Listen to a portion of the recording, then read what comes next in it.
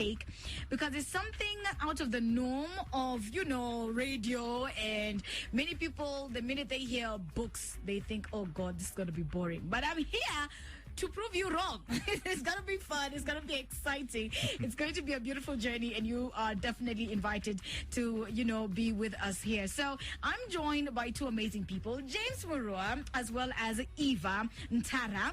And Eva is the one who emailed us and told us that, Mwalimu, when it comes to books, first thing, I want you to know that there's this book by Chimamanda.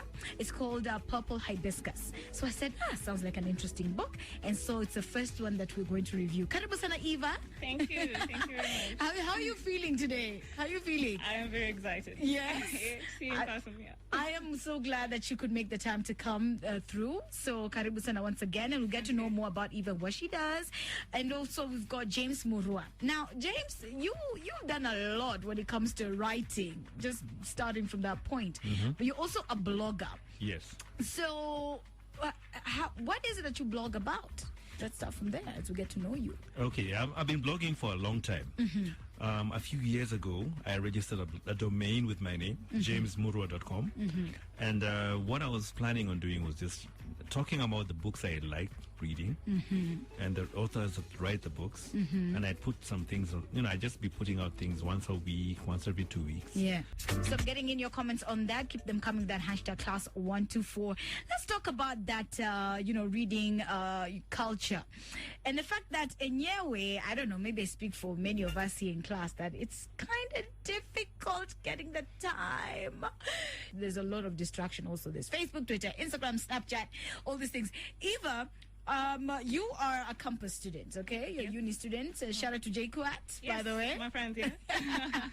Shout out to anyone you know, Pen and Billy Tattoo, who are listening. Leona, Reina, all my friends from JKUAT. Like, I have a lot of friends. Yeah, you're one of those popular ones. Yeah, in my family, yes. All right, great. So now, when do you get the time to just sit down and read a book? Okay. I started a culture like every single day I had to set like an hour. I have to read. It doesn't have to be a novel. It can be like a newspaper article. It can be a research. It can be a research paper. It can be an article from a magazine. Like, it doesn't have to be those 500 pages. Yeah. Novels. Like, yes, you can just start reading very small articles. Why is it that you decided to do that, to set that 1 hour to even read like that? Okay, I think I'm a very curious individual. Yeah. And I really like to know a lot. So when I hear something on the news like, hey, there's climate change, I would want to know, what is this climate change? I would like to know what are the processes that lead to climate change. And also I think the reading culture was instilled by me through my brother, Dennis Ntara. So he encouraged me to read because he wanted me to be a smart woman, a smart lady. Smart lady. I like that.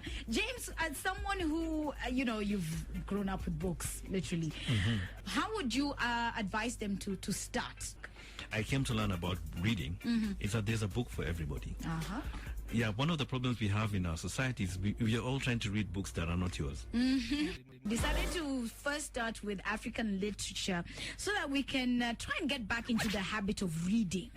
It's not about reading just tweets and Facebook comments, but actual books of reading. So we'd like to welcome now Eva to read for us just a small portion of Purple Hibiscus by Chimamanda.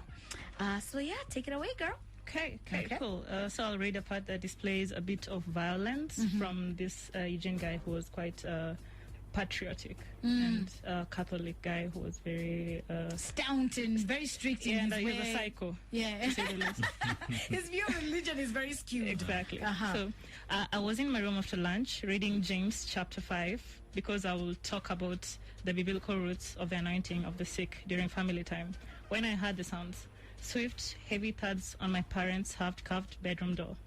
I imagined the door had gotten stuck and Papa was trying to open it. If I imagined it hard enough, then it would be true. I sat down, closed my eyes, and started to count. Counting made it seem not that long, made it seem not that bad. Sometimes it was over before even I got to 20. I was at 19 when the sound stopped. I heard the door open. Papa's gait on the stairs sounded heavier, more awkward than usual. I stepped out of the room just as Jaja came out of his. We stood at the landing and watched Papa descend. Mama was slung over his shoulder like a jute sacks of rice. His factory workers brought in the bulk. He opened the dining door room. Then he heard the front door open. Heard him say something to the gateman, Adamo. There's blood on the floor. Jaja said, I'll get the brush from the bathroom. So we cleaned the trickle of blood which trailed away as if someone had carried a leaking jar of red watercolor all the way downstairs. Mama did not come home that night. What? Chineke. Chineke. Oh my goodness. And thank you so much for that. You read really, really well. Thank you. Yeah, really well. Thank you. I need to borrow a leaf or two. But really nicely done. And clearly it's a book that's going to evoke some emotions. Exactly. It's a lot of emotions into it, which makes you, at times you that's the good thing about a hard copy. When you have a hard copy and you read, you're like, oh my God, I need to put it down, get some fresh air, then come back to it. Then you come back. I so feel you, by the way.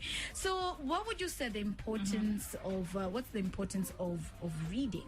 Okay. Yeah, and especially hardcover books. Okay, I think we have come at an age where information basically does everything for us. And I think that nothing in life is to be feared.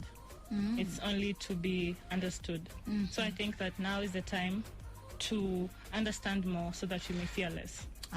Exactly. So, nice. Hey, is that a quote from someone? It's yours originally. Nice. Yes, indeed.